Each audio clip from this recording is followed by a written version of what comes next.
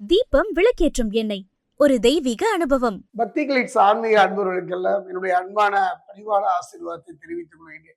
பக்தி கிளிட்ஸ் மூலமாக ஒவ்வொரு மாத சோழி பிரசன பலன்களை எல்லாம் 12 ராசிக்கும் நான் சொல்லி வருகிறேன். அந்த வகையில பார்க்கும் பொழுது என்னுடைய ஆசி மட்டுமல்ல, இறையருளும் குருவருளும் உங்களுக்கு எப்பவும் கிடைக்கும். இதை பார்க்கின்ற கேட்கின்ற உங்களுக்கு ஆனி மாதம் ஒவ்வொரு மாதமுமே நம்முடைய வாழ்வில் ஒரு திருப்பு முனையாக அமையுமா, ஏமாற்றம் இல்லாத நிம்மதியாக தருணமாக அமையுமா என்று ஏங்குவது இயற்கை தானே. அந்த வகையில பார்க்கும்போது இந்த ஆனி மாதம் துலாம் ராசிக்கு எவ்வாறு இருக்கும் என்பதை இப்ப பார்க்கலாம்.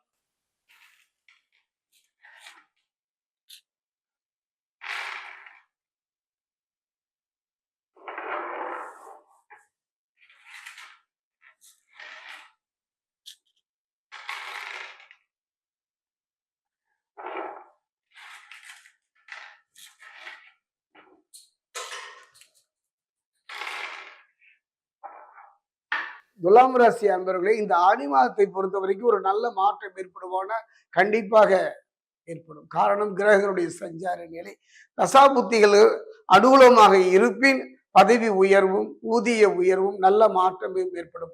அரசு துறையில சந்தித்து வந்த பிரச்சனைகளுக்கு ஒரு தீர்வு கிடைக்கும்.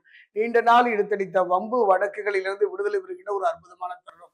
இவ்வளவுதான் உழைத்தும் அந்த உழைப்பெல்லாம் விரயமாக போகின்றே என்று கவலைப்பட்டவர்களுக்கெல்லாம் அந்த நிலை மாறும். அதே நேரத்துல இந்த காலகட்டத்துல ஒரு நிம்மதியான தருணங்க, அதை தரக்கூடிய கிரக நிலையில் சாதகமாக இருப்பதனால ஒரு மனிதனுடைய வாழ்க்கையில குடும்பத்துல நிம்மதி, தொழில நிம்மதி, அதை ஏற்படுகிற ஒரு தருணமாகத்தான் இந்த மாதம் அமைகின்றது. காரணம் என்னன்னு பாத்தீங்கன்னா, களத்திரக்காரகன் சுக்கிரன் 9ஆம் தேதி 9 மற்றும் 10ஆம் இடம், 9ஆம் இடம் அல்லது 10ஆம் இடமான கடகத்திற்கு மாறுகின்ற ஒரு காலகட்டம். காரணம், கடகத்துல ஏற்கனவே குரு மாறிட்டாரு. அதே நேரத்தில் 8ஆம் தேதி பாத்தீங்கன்னா சுக்கிரன், அதாவது 10ஆம் இடமான கடகத்திற்கு மாறுகின்றார். குரு கடகத்துல உச்சமாக சஞ்சரிக்கின்றார்.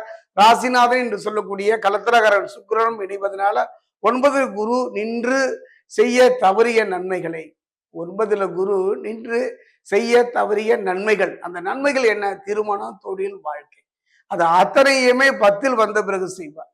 அதே நேரத்துல புதிய வாகனம் ஆகுகின்ற ஒரு நல்ல யோகம் ஏற்படும். கட்டிய மனையை கட்டி முடிக்கின்ற ஒரு சூழ்நிலை ஏற்படும். எதுவா இருந்தாலும் ஒரு பிரச்சனை என்று போராடி உங்க வாழ்க்கையில அந்த பிரச்சனைகளுக்கு ஒரு தீர்வு. நாம எந்த பிரச்சனையும் பண்ணல, ஆனா ஏதோ ஒரு பிரச்சனை நம்ம நோக்கி வந்து கொண்டுதான் இருக்கின்றன. ஒரு பிரச்சனையை தீர்க்க முற்படும் பொழுது இன்னொரு பிரச்சனை வருது. அந்த நிலை மாறுகின்ற ஒரு அருமையான தருணமும் இந்த ஆனி மாதம் தான். அதே நேரத்தில் போட்டி பொறாமை இருந்தாலும் அவற்றை சமாளித்து வெற்றி பெறலாம். அதை இந்த காலகட்டத்துல களத்திரக்காரர்கள் சுக்கிரன் துலா ராசிக்கு தருகின்றார். நான் திரும்பவும் சொல்கின்றேன், இந்த ஒரு முறை சொல்கின்றேன், உங்களுடைய ஜாதகத்துல ஜோதிடம் பார்க்கும் போதோ கேட்கும் போதோ என்ன தசா நடக்குது, என்ன புத்தி இருக்கு, ராகு திசையா, குரு திசையா, சுக்கிரனா, எந்த திசை நடக்குதுன்னு முதல்ல பாருங்க. சனி திசையா, எந்த புத்தி என்பதை மட்டும் பார்த்து மனப்பாடம் செய்து கொள்ளும். அதெல்லாம் ஒரு இடத்திற்கு செல்லும் ஒரு உதவி மாதிரி தானே. இன்றைய காலகட்டத்துல கைபேசி இல்லாம நம்ம எங்கேயும் போறது இல்லை. கைபேசி இல்லை என்றால் ஏதோ ஒரு இழந்ததை போல மாதிரி ஒரு ஜோதிடமோ ஜாதகமோ ஒரு ஆலயமோ செல்லும் பொழுது எந்த தசை நடக்கின்றது, என்ன புத்தி நடக்கின்றது, இதை தெரிந்து வைத்துக் கொண்டால் எளிதாக நம்மளுடைய வாழ்வை கடந்து விடலாம். மழைக்கு கொடை போல் இருப்பது தசைதான். அந்த வகையில பார்க்கும்போது நல்ல தசா புத்திகள் அனுகூலமாக இருப்பின் அரசு துறையிலும் சரி, பொது வாழ்க்கையிலும் சரி, பதர்வு உயர்வோடு உங்கள் கனவுகள் மெய்ப்படக்கூடிய ஒரு நல்ல சந்தர்ப்பம் இந்த காலகட்டம் தாங்க. அருமையான ஒரு வாய்ப்பு துலாம் ராசிக்கு, வெற்றி கிடைக்கும். அதே நேரத்துல பாத்தீங்கன்னா நல்ல சந்தர்ப்பங்களும் நல்ல சூழ்நிலைகளும் எதிர்பாராமல் சந்திக்கின்ற ஒரு சூழ்நிலை கிரகங்கள் அமைத்து தருகின்ற இந்த ஆனி மாதத்துல. குறிப்பா களத்திரகாரகன் சுக்கிரன் சுபபலம் பெற்றிருப்பதனால பதவி ஒன்று உங்களுக்கு தேடி வரும். அது அரசு துறையா இருக்கலாம், பொதுத்துறையா இருக்கலாம், அரசியலா இருக்கலாம், ஆன்மீகமா இருக்கலாம். ஒரு உயர்ந்த இடத்தை நோக்கி நகர்கின்ற அற்புதமான தருணம். யாரும் எனக்கு இல்லையே என்று கலங்கியவர்கள் எல்லாம் அந்த கலக்கத்தை நீக்கி நிம்மதி தருகின்ற ஒரு காலமாக இந்த காலகட்டம், இந்த மாதம் அமையும். குறிப்பாக பாத்தீங்கன்னா பூமிகாரக செவ்வாயின் சஞ்சார நிலை அற்புதமான ஒரு யோக நிலைங்க.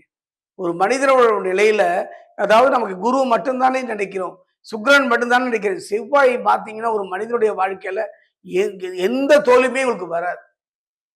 அது காரணம் என்னன்னா, அவன் தான் இந்த புரிந்து கொள்கின்ற ஒரு காரகத்தன்மை முறை. இதுவரை கணவன் மனைவிக்குள் இருந்து வந்த கருத்து வேறுபாடுகள் படிப்படியாக குறையும். உங்களை பிறர் புரிந்து கொள்கின்ற ஒரு அருமையான தருணம். நாம பிறரை புரிந்து கொள்வதால் எந்த பலனும் இல்லை, ஏமாற்றப்பட்டு விடுவோம், ஏமாந்து போய் விடுவோம். ஆனால் நம்மை பிறர் புரிந்து கொள்கின்ற ஒரு அருமையான தருணம். அதே நேரத்துல பாத்தீங்கன்னா அரசு துறை, பதவி உயர்வு தரக்கூடிய பாத்தீங்கன்னா இராணுவத்துறை, காவல்துறை, நீதித்துறை இதுலெல்லாம் வேலைக்கு முயற்சி பெறக்கூடிய ஒரு நல்ல மாற்றம் ஏற்படும். அது மட்டுமல்ல, இந்த துறையினால் ஏற்படக்கூடிய பாதிப்புகளிலிருந்து விடுபடக்கூடிய ஒரு நல்ல சந்தர்ப்பம். குறிப்பா வாங்கிய கடனை அடைத்து நிம்மதி தருகின்ற ஒரு மாதம் இந்த ஆனி மாதம் துலாம் ராசிக்கு அமையும். அதே நேரம் பலம் வாய்ந்த ஒரு தெய்வம் இந்து மதத்தை பொறுத்த வரைக்குங்க, ஒன்றல்ல இரண்டல்ல 1000 கோடி தேவதைகளும் தெய்வங்களையும் இங்கு உண்டு.